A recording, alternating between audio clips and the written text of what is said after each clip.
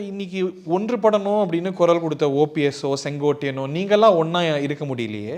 உங்களுக்கெல்லாம் அந்த விஷயத்தில் ஒரே இல்லை இல்லை, அதான் நான் சொல்கிறேன்ல உங்களுக்கு, நான் என்ன முடிவு எடுக்க போகிறேன் என்னங்கிறது அவங்களுக்கு தெரியாது.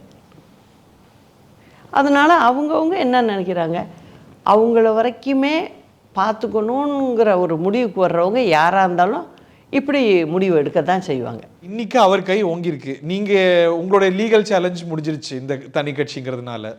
ஓபிஎஸ் போனதுனால இந்த லீகல் சேலஞ்ச் அதை வச்சுக்கிட்டு நீங்கள் தனியாக உக்காந்துருக்க வேண்டியது தானே. அப்படி தானே நிலமை. அவர் வென்றுட்டார்னு பார்த்துட முடியாதா இந்த கட்டத்தில்? இது பெரிய தோல்வி. அதை புரிஞ்சுக்கிற காலம் வரும். விவரவில் நம்ம இப்படி செஞ்சுருக்கக்கூடாது. அமமுக உங்களுக்கு உறவா பகையா? நான் தான் சொல்லிட்டேனே, கொள்கை ரீதியாக மட்டும்தான் நான் பார்ப்பேன். மற்றபடி உறவா, உறவினரா, வெளியாட்களா அப்படிங்கிற பழக்கம்லாம் எனக்கு இல்லை. இது ரத்த பந்தமாச்சு, ஒன்றா சேர்ந்து பயணிச்சு. அதுதான் நான் சொல்லிட்டேன், உறவாக இருந்தாலும் சரி இதாக இருந்தாலும் சரின்னு சொல்லிட்டேனே. கொள்கை ரீதியாக எல்லாம் சரியாக வரும்போது தான் அந்த இயக்கம் நல்லாயிருக்கும். அவங்க மேலே திரு டிடிவி தினகரன் மேலே உங்களுக்கு வருத்தம் உண்டா? நான் யார் மேலேயுமே வருத்தப்பட்டு பழக்கமே இல்லை எனக்கு. நான் புதுசாக என்ன இவங்க மேலே வருத்தமா அவங்க மேலே வருத்தமானு நீங்கள் எடப்பாடியே சொன்னீங்களான்னு சொல்கிறேன், டிடிவியே சொன்னாலும் சரி, வேறு யாரை சொன்னாலும் சரி, நான் யாருக்கிட்டே என்னோட டைப்பே அப்படி தான். அங்கேருந்து வந்து நான் எதையுமே வெளில சொல்கிறதே இல்லை. திடீர் கட்சி புது கட்சின்னு விமர்சனம் வந்திருக்கு. சரி, அவங்களுக்கு உள்ள அனுபவத்தில் அவங்க சொல்கிறாங்கன்னு எடுத்துக்கிட்டு போக வேண்டியதுதான். ஒரு பர்செப்ஷன் என்னன்னா, நீங்கள் இல்லைனாலும் பரவாயில்ல, ஓபிஎஸ் இல்லைனாலும் பரவாயில்ல, அங்கே திரு டிடிவி தினகரன் வந்துட்டார், அமமுக வந்துருச்சு. ஸோ அதனால அந்த போதாமைகள்லாம் கடந்த தேர்தல்கள் இருந்த போதாமையெல்லாம் சரி கட்டப்பட்டுரும், தென் மாவட்டங்களில் பழைய செல்வாக்க மீட்டிட முடியும் அப்படிங்கிற ஹோப் அங்கே இருக்கு. சரி இருக்குன்னா முயற்சி பண்ணி பார்க்குறதில்ல, தப்பு இல்லையே. இப்போ நான் ஒரு வழியில் என்னால் முடியும்ன்ட்டு நான் போகிறேன். நான் சக்ஸஸ் பண்ணுறேன்னா இல்லையாங்கிறத ரிசல்ட்டுக்கு அப்புறம் தெரிய போகுது. அதே போல் தானே எல்லா கட்சிக்குமே. ஒரே குரலில் தான் நீங்கள் பேசி வந்தீங்க. நீங்கள் வெவ்வேறு பாதைகள் இருந்தாலும் ஏன் சேர்ந்து பயணிக்க முடியல நீங்கள் அமமுக? அப்படி நான் தனியாகவே நான் நினச்சி யாரையுமே பார்க்குறதில்லங்க. அதாவது உறவுன்னு பார்க்குறதில்ல. நான் எப்போதுமே ஒரே மாதிரி தான் இருப்பேன். உங்களுக்கும் தினகரன் அவர்களுக்கும் தனிப்பட்ட கசப்புகள் உண்டா? என்னை பொறுத்த வரைக்கும் நான் தான் சொல்கிறேனே, நான் உள்ளார இருந்துட்டு வெளில வந்திருக்கேன். நான் யாருக்கிட்டையுமே எப்போதுமே அனாவசியமான வார்த்தைகள் என் வாயிலேருந்து வராது. ரொம்ப அமைதியான டைப்பு நான். அவங்க போகிற பாதையில் உங்களுக்கு அதிருப்தி உண்டா? அதெல்லாம் இருக்கும். உங்களை விட கடுமையாகவே திரு எடப்பாடி பழனிசாமி அவர் பேசி வந்தார், நீங்கள் கூட பேசலை. பட் அவங்க அணி சேர்ந்திருப்பது உங்களுக்கு வருத்தமா, ஷாக்கா? அப்படி நான் எடுத்துக்கல.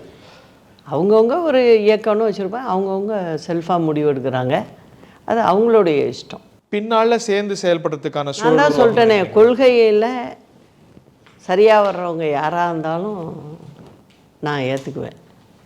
கொள்கை இல்லாமல் போகிறவங்கள நம்ம ஏற்றுக்குவோம்.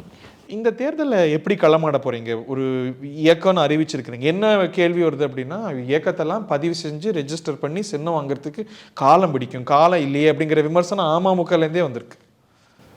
நான் தான் சொல்கிறேனே, அவசரப்பட்டு எதையுமே நான் சொல்ல மாட்டேன்னு. அது கூட தெரியாதா எனக்கு? நீங்கள் ஒரு நீண்ட அனுபவம் உங்களுக்கு உண்டு. ஒரு முன் தயாரிப்போட தான் களத்தில் இறங்கி. ஆமாம் ஆமாம் ஆமாம். தமிழ்நாடு முழுக்க களமாட போகிறீங்களா, இல்லை ஒரு பகுதியை குறி வைக்க போகிறீங்களா? ஒரு பகுதிங்கிறது இல்லை, எல்லா இடத்துலையும் இருக்கும். இவங்களால இந்த சமூகம் இந்த ஓட்டு குறி வைக்கப்படும் அப்படின்னா அது சொல்கிறவங்க வேணால் சொல்லலாம், சொல்கிறவங்க சொல்லிக்குவாங்க, அவங்கவுங்க சொல்லிக்குவாங்க. நான் எப்போதுமே எல்லாருக்கும் பொதுவாக தான் இருந்திருக்கேன். கூட்டணி வைக்க போகிறீங்களா? எல்லாமே இருக்கும், இல்லாமல் இருக்காது. இன்னைக்கு அதிமுகவோட இல்லைன்னு சொல்ல முடியும், திமுகவோட வைக்க மாட்டேங்கன்னு நான் உணர்றேன். திமுக தாங்க எங்களுக்கு ஜென்ம எதிரி. மீதம் இருக்கிறது தமிழக வெற்றி கழகம் தானே. கூட்டணி வைக்க வாய்ப்பு உள்ளதுல அந்த வாய்ப்பை மறுக்கிறீங்களா? அதுக்கான வாய்ப்பு இருக்கா? பார்க்கலாம், யாரோட வேணாலும் யாரும் சேரலாம். இப்போ திமுகவில் இருக்காங்க, அதுலேருந்தே ஒருத்தர் வந்து சேரலாம் நம்மளோட. ஆஹா. எப்படி வேணாலும் இருக்கலாம். சஸ்பென்ஸாக இருக்கட்டும். திடீர் ஒரு நாள் அன்னைக்கு எப்படி கொடி அறிவிச்சோம் அதே மாதிரி வந்துடும். இந்த வாரம் இருக்கலாமா? இருக்கலாம். ஐசி. உங்க மேல நிறைய விமர்சனங்கள் இருக்கு, அதுக்கெல்லாம் விடை பெறணும்னு நினைக்கிறேன். நீங்க பப்ளிக் சர்வெண்டா இல்லை, ஆனா பெருமளவுக்கு சொத்து சேர்த்து வச்சிருக்கிறீங்க. பெரிய எக்கனாமிக் பெனிஃபிட்ஸை செல்வி ஜெயலலிதாவோடு இருந்த தொடர்பை பயன்படுத்தி அனுபவிக்கிறீங்க. பெரிய அளவுக்கு நீங்க சொத்து வச்சிருக்கிறீங்கிற விமர்சனம் உங்க மேல பொதுத்தளத்தில். இது வந்து திட்டம் போட்டே இதை வந்து வெளியில் வந்து பரப்பியிருக்காங்க. ஒன்று சொல்கிறேன். இப்போது அம்மா வந்து 91-96 முதல்வராக வராங்க. அந்த டைம் சொன்னாங்க தெரியுமா, நான் ₹1 சம்பளம் சம்பளம் அதையே கொச்சைப்படுத்தி பேசினாங்க. ₹1 வாங்குறேங்கிறாங்க, இதை வச்சு என்ன பண்ணுவாங்க அப்படின்லாம் சொன்னாங்க. நான் எதுக்காக இதை சொல்கிறேன் அப்படின்னா, நாங்கள் அதுக்கு அம்மா முதல்வர் ஆகிறதுக்கு முன்னவே சில நிறுவனங்கள் நான் நடத்திட்டு வந்திருக்கேன். அதில் வர்ற வருவாயை வச்சு நான் வந்து எல்லா செலவுகளையுமே நாங்கள் மீட் அவுட் பண்ணியிருக்கோம்.